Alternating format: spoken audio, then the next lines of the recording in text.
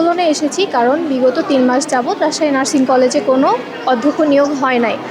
এর পরিপ্রেক্ষিতে আমরা যথেষ্ট স্মারকলিপি দিয়েছি, মেডিকেল বিশ্ববিদ্যালয়ে গিয়ে ভিসির সাথে কথা বলেছি।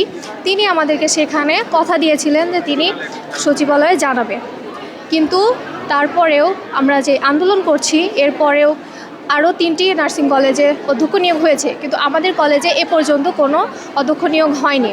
তাই জন্য আজকে আমরা এই শাটডাউন কাজগুলো করছি।